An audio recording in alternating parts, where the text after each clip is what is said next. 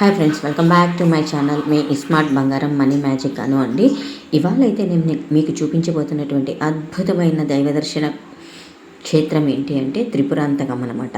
So త్రిపురాంతకంలో ఉన్నటువంటి శ్రీ బాలా త్రిపుర సుందరి దేవి దేవస్థానాన్ని అయితే మీకు చూపిస్తూ, ఇక్కడ ముఖ్యంగా ఈరోజు వీడియోలో మనం తెలుసుకోబోయేది కదంబ వృక్షం గురించి అయితే తెలుసుకుంటున్నాం. ఆ కదంబ వృక్షం గురించి అక్కడ ఉన్నటువంటి ఒక అతను చాలా అద్భుతంగా వివరించడం జరిగింది. ఆ కదంబ వృక్ష వనాన్ని అభివృద్ధి చేయడం కోసం ఆయన పడుతున్న శ్రమ అది చూసి మాకు చాలా ముచ్చటేసింది. సో అదన్నీ కూడా మీరు వీడియో చివరి వరకు చూసి లైక్, షేర్, సబ్స్క్రైబ్ మాత్రం మర్చిపో. మేమైతే అఖిల భారత నిత్య అన్నదాన సత్రంలో అయితే రాత్రి అయితే బస్ చేసామండి. సో డెస్టినేషన్కి అయితే చేరిపోయామన్నమాట. కదంబ వృక్షం గురించి ఎవరికి తెలియదు కదా పాపం. సో మనకు బయట నర్సరీలో అమ్మే కదంబ వృక్షం అయితే వేరండి. ఒరిజినల్ కదంబ వృక్షం ఇక్కడైతే ఉంది. అది నేను ఇంతకుముందు వీడియోలో పెట్టాను, మళ్ళీ ఇప్పుడు మీకు నేను చూపిస్తాను. సో ఇది కదంబ వృక్షం యొక్క విశిష్టత అంతా కూడా మనకి ఇక్కడ వివరించడం జరిగింది.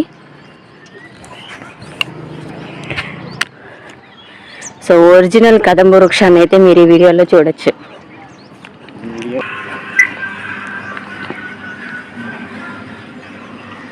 సో బాలా త్రిపుర సుందరి దేవి అమ్మవారి దేవస్థానం ఇది. లలితాదేవి పుట్టిన జన్మస్థలం అండి ఇది.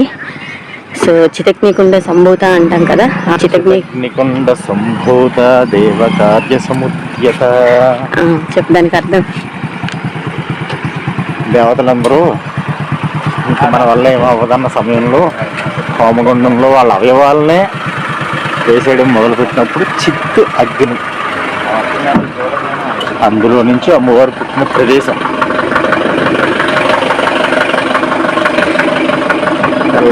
బ్యాగ్లు పట్టుకోవాలి, లోపల తీయకూడదు, బయట తీసుకోవచ్చు. పొద్దున్న చేసిపోద్ది.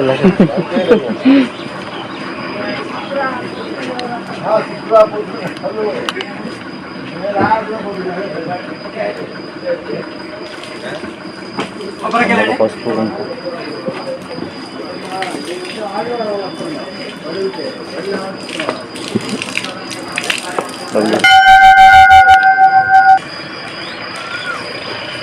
ఇది ఒరిజినల్ కదంబ వృక్షము.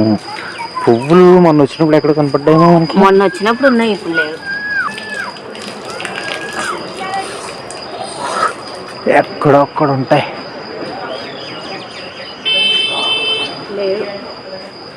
ఎర్రగా ఆ పాత వీడియోలో ఉన్నాయి లింక్స్ అయితే. ఇది ఒరిజినల్ కదంబ వృక్షము, కదంబ వనవాసిని.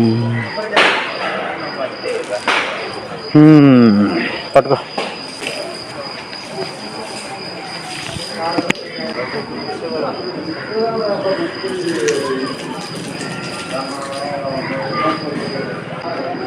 పూర్వం అయితే ఇక్కడ ఉన్న ఈ ప్రదేశం అంతా కూడా కదంబ వనం లాగే ఉండేదండి. మొత్తం కదంబ వృక్షాలతో ఉండేది. సో కాలక్రమేణా వృక్షాలన్నీ కాలం చేయడం చేత ఇప్పుడైతే మళ్ళీ కొత్తగా కదంబ వనాన్ని అయితే మొదలెట్టారట. సో ఆ వీడియోని కూడా మీకైతే తీసి చూపించడానికి ట్రై చేస్తాను. ఇందులో ఇదే అండి ఆ కదంబ వృక్షము. ఇది ఒక్కటి మాత్రమే మిగిలింది. దీన్ని అయితే అతి జాగ్రత్తగా అయితే కాపాడుకుంటూ వస్తున్నారు. అది నీ వెనక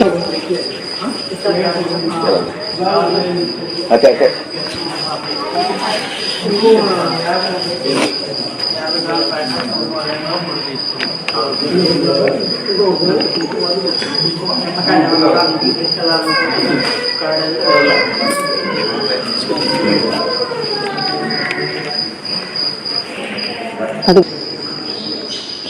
ఈ ఆలయంలో అమ్మవార్లకు సంబంధించిన అన్ని రూపాలకి సంబంధించి విగ్రహాలు అయితే పురాతన కాలం నాటివైతే ఇక్కడ ఉన్నాయండి.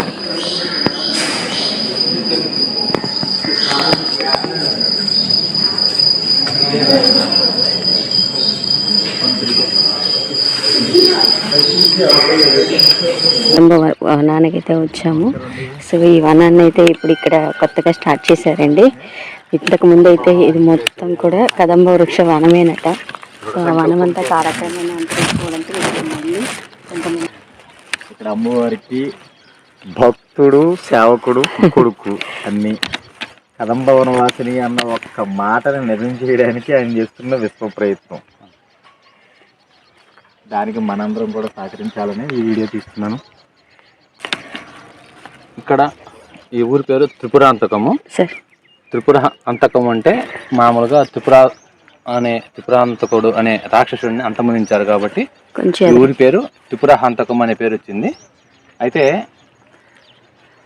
ఇక్కడ అమ్మవారిని శ్రీమద్ బాలా త్రిపురసుందరి నామకరణంతో పిలుస్తారు. అయితే ఇక్కడ ఈ క్షేత్రానికి ఆది శంకరాచార్యులు గారు ఇక్కడ ఈ క్షేత్రాన్ని దర్శించారని పురాణంలో ఉంది. వారు రాసినటువంటి లలితా సహస్రనామంలో అమ్మవారిని కదంబ వనవాసినిగా చెప్పడం జరిగింది. అయితే ఇక్కడ అన్ని కదంబ వృక్షాలు, అంతకుముందు కొన్ని కదంబ వనం అంటే ఇప్పుడు మామూలుగా ఎక్కువ మొక్కలతోటి ఇక్కడ ఈ క్షేత్రం విరాజిల్లింది. అయితే రాను రాను మామూలుగా ఈ మొక్కలన్నీ అంతరించిపోయి మనం చూడటానికి గుడి ప్రాంగణంలో 2-3 మొక్కలే మనకున్నాయి మామూలుగా. ఈ మొక్కలు మరి మామూలుగా అందరూ కదంబ వృక్షం అంటే ముద్ద కదంబం అనుకుంటారు. ముద్ద కదంబం కాకుండా ఆది శంకరాచార్యులు గారు రాసినటువంటి లలితా సహస్రనామంలో ఉన్నటువంటి విధానంగా అయితే ఈ మొక్కలే ఇక్కడ మనకు ఉండాలి. అందువల్ల ఈ 2 మొక్కల్ని మనము కొన్ని ఎక్కువ మొక్కలు తయారు చేయాలనే ఉద్దేశంతో కనీసం తక్కువ ఒక 10,000 మొక్కలను మనం ఇక్కడ ఈ చుట్టూ పరిసర ప్రాంతాల్లో తయారు చేయాలనే ఉద్దేశంతో కార్యక్రమం మొదలుపెట్టడం జరిగింది. అమ్మవారి దయతోటి ఇప్పుడు మనం దగ్గరగా మనం ఒక 300 మొక్కల దాకా మనం తయారు చేసాం. మామూలుగా ఈ కదంబ వనము అనే విధానంలో మనం ఇప్పుడు దగ్గరగా ఒక 144 మొక్కలు ఎన్ని మనం నాటడం జరిగింది. ఒక 7 నెలల క్రితం నాటాం. మామూలుగా సత్యసాయి ప్రేమ తరువు ద్వారా సత్యసాయి బాబా గారి 100వ బర్త్డేకి మన దేశంలో 1,000,000 మొక్కలు నాటాలనే కార్యక్రమం ఒకటి జరుగుతుంది. మేము కూడా స్వామి డివోటీసం. అందులో భాగంగా ఈ సత్యసాయి ప్రేమ తరువులో భాగంగా ఈ మొక్కల్ని మనం కూడా ఈ కేవలం అమ్మవారికి ఇష్టమైన మొక్కలు కాబట్టి ఈ మొక్కలు తయారు చేద్దామనే ఉద్దేశంతో తయారు చేయడం జరిగింది. మామూలుగా thank you sir, thank you. ఆయన చెప్పిన విధానం ఏంటంటే కదంబ వనవాసిని అన్న మాటని నిజం చేయాలని చెప్తాను. ఎందువల్ల నిదర్శనం అంటే అమ్మా, ఇప్పుడు సపోజ్ ఇప్పుడు మొక్కలు ఉన్నాయి, ఈ విత్తనాలు సేకరించి ఇవి నాటితే చూడు ఇంత బాగా వచ్చినాయి. అన్ని విత్తనాలతో వచ్చాయా? ఓకే. ఇప్పుడు ఇవి మనకి కాశీలోను అంటే విడి ప్రదేశాలు కూడా ఉన్నాయి. కొన్ని చోట్ల చూస్తాను, తెలియదు కదా? తెలియదండి. ఇప్పుడు అందరూ ఏం చేస్తారంటే ఏదో తుమ్ము పోయినట్టుగా నెలకొని ఉంటారు. మాట్లాడతారు. నేనేం చేస్తానంటే నా వీడియో కనుక మీకు నచ్చినట్టయితే నా వీడియోస్ని లైక్ చేయండి, షేర్ చేయండి, కామెంట్ చేయండి అండ్ సబ్స్క్రైబ్ చేయండి. అలాగే పక్కనే ఉన్న గంట సింబల్ని నొక్కారంటే ఎప్పటికెప్పుడు మన వీడియోస్ నోటిఫికేషన్ మీకు వస్తుంది. Thank you for watching friends. Bye.